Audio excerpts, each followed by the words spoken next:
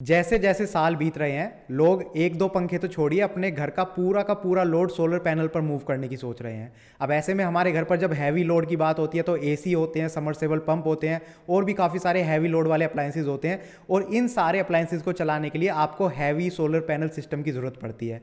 तो आज इस वीडियो में हम बात करेंगे 10 किलोवाट के सोलर पैनल सिस्टम के बारे में। मैं आपको बताऊंगा 10 किलोवाट में कौन कौन से सोलर प्रोडक्ट्स लगते हैं, कितनी उनको जगह की रिक्वायरमेंट होती है, क्या उनकी कॉस्ट होती है, ऑफ ग्रिड की, ऑन ग्रिड की, सब्सिडी का क्या प्रोसेस है, उसमें अगर मिलता है तो उस पर कितना आप अपने घर का लोड चला सकते हैं, और एक दिन में एक 10 किलोवाट का सिस्टम कितनी यूनिट जनरेट करता है। ये सारी बातें आज इस वीडियो में हम करेंगे और ये वीडियो काफ़ी ज़्यादा इन्फॉर्मेशनल और हेल्पफुल होने वाली है आप लोगों के लिए। तो चलिए बिना टाइम वेस्ट किए इसे शुरू करते हैं।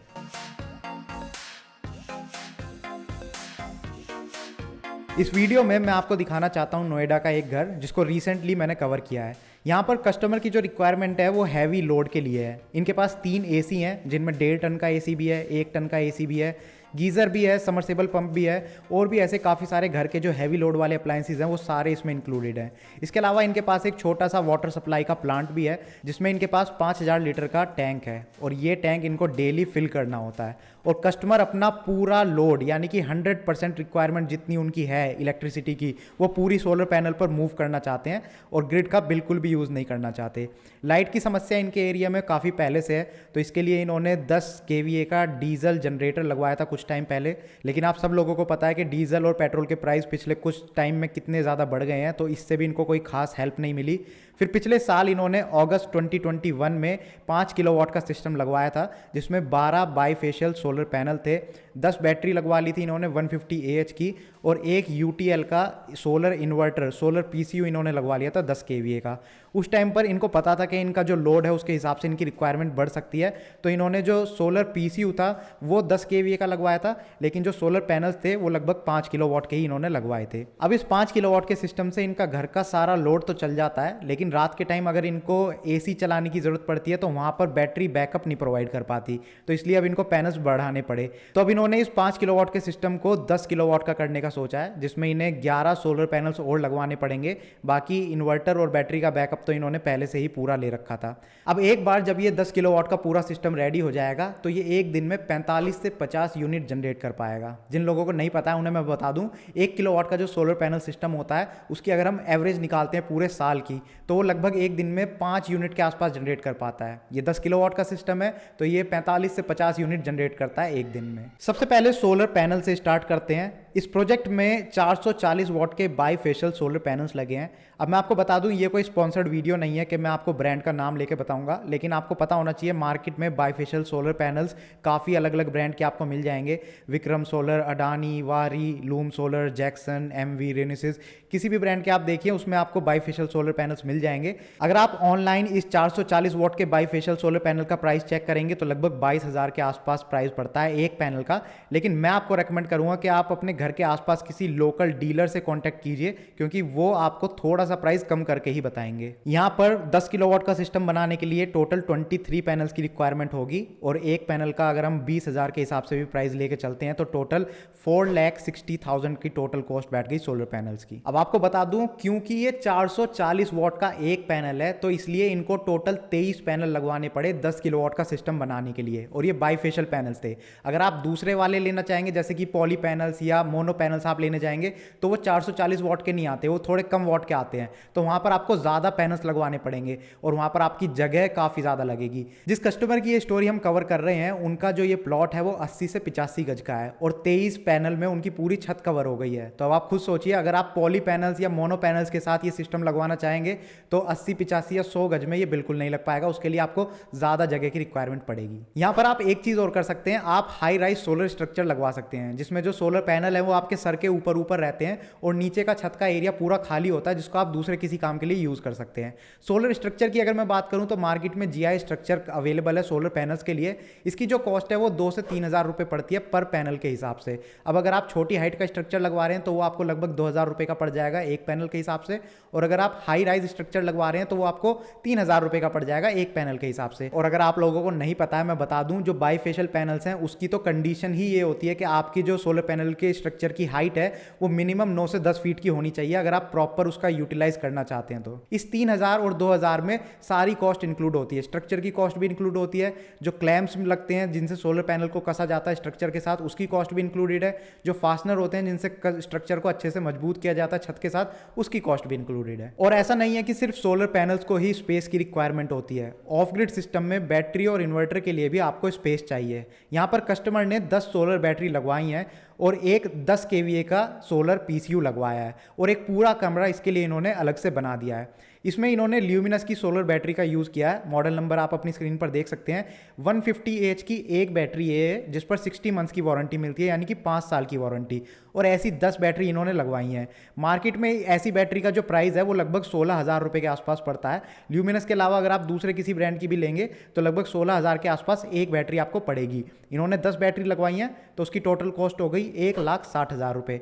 इन्वर्टर की अगर मैं बात करूं तो इन्होंने UTL का अल्फा प्लस 10 kVA का MPPT सोलर PCU यहाँ पर लगवाया है। इसकी जो प्राइस है मार्केट में वो 1,15,000 से 1,20,000 के आसपास है। ये तो हो गए मेन कंपोनेंट्स। इसके बाद एक्सेसरीज की बात कर लेते हैं। तो सबसे पहले वायर की बात करते हैं। तो ये जो पूरा हमारा सोलर पैनल का प्रोजेक्ट है इसमें वायर्स की रिक्वायरमेंट पड़ती है सोलर पैनल्स को आपस में कनेक्ट करने के लिए, और वहाँ से फिर पूरा जो वायर है वो नीचे आपका इन्वर्टर, बैटरी और बाकी अप्लायंसेस के साथ कनेक्ट करने के लिए। तो यहाँ पर DC वायर का यूज़ होता है और DC वायर 6 mm और 10 mm का वायर आपको लेना होता है। 6 mm का जो DC वायर है उसकी जो मार्केट प्राइस है वो 80 रुपीज़ पर मीटर के हिसाब से आपको मिल जाएगा, और जो 10 mm का वायर है वो 135 से 140 रुपये पर मीटर के हिसाब से आपको मिल जाएगा।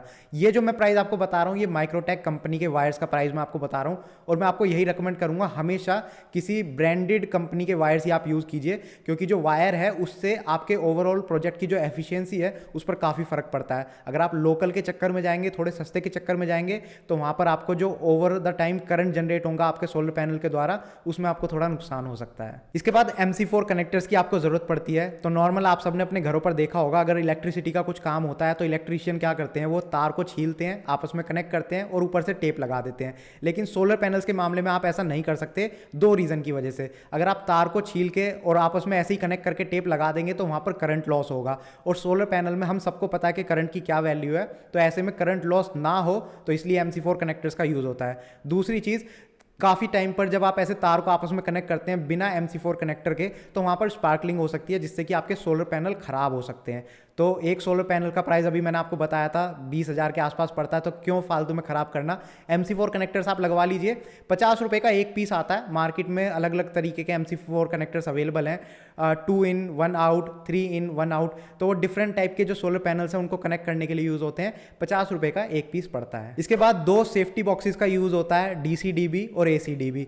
ये दोनों बॉक्सेस के अंदर काफ़ी सारी MCB होती हैं, तो जो सोलर पैनल से कनेक्शन है वो डायरेक्ट आपके इन्वर्टर में नहीं जाता, बीच में एक DC-DB बॉक्स का यूज़ होता है। अगर मान लीजिए कभी आपके सोलर पैनल में फॉल्ट होती है तो ये MCB गिरा के आप जो सोलर पैनल का कनेक्शन है उसको इन्वर्टर के साथ डिस्कनेक्ट कर सकते हैं। सेम इसी तरीके का एक बॉक्स नीचे यूज़ होता है, जो इन्वर्टर के बाद सारे कनेक्शन आपके घर में जा रहा होता है, तो वहाँ पर AC-DB बॉक्स का यूज़ होता है। इनकी जो कॉस्ट है वो 5 से 6,000 रुपये पड़ती है DC-DB बॉक्स की, और AC-DB बॉक्स की जो कॉस्ट है वो 3 से 4,000 रुपये के आसपास पड़ती है। अब ये जो मैं आपको कॉस्ट बता रहा हूँ ये 10 kVA के AC-DB और DC-DB बॉक्स की बता रहा हूँ। अगर आप छोटा सिस्टम लगवाएंगे जैसे कि 2 किलोवाट, 3 किलोवाट या 5 किलोवाट का, तो उनके जो AC-DB और DC-DB बॉक्सेस होते हैं उनकी कॉस्ट थोड़ी सी कम हो जाती है। इसके बाद सेफ्टी के लिए 2 और चीज़ों का यूज़ होता है, जिसमें पहली है लाइटनिंग अरेस्टर। ये एक तरीके की कॉपर रोड है जिसको आपको अपने सोलर पैनल के पास लगाना होता है। इसमें आपको एक चीज़ का ध्यान रखना है कि इसकी जो हाइट है वो सोलर पैनल की हाइट से हमेशा थोड़ी सी ज़्यादा होनी चाहिए। इसका काम क्या होता है, मान लीजिए आसमान से बिजली गिरती है तो आपका ये पूरा सोलर पैनल का जो प्रोजेक्ट है वो खराब ना हो जाए, इसलिए वो बिजली इस रोड की मदद से नीचे जमीन में चली जाती है। इसको एक अर्थिंग के साथ कनेक्ट किया जाता है, और इस जो लाइटनिंग अरेस्टर की कॉस्ट है वो लगभग 2,000 रुपये के आसपास पड़ती है। अर्थिंग की बात करें तो ऐसे प्रोजेक्ट में आपको 3 अर्थिंग की रिक्वायरमेंट होती है। पहली जो अर्थिंग होती है वो होती है लाइटनिंग अरेस्टर के लिए, दूसरी होती है आपके सोलर पैनल्स के लिए, और तीसरी अर्थिंग जो होती है वो होती है आपके होम अप्लायंसेस के लिए।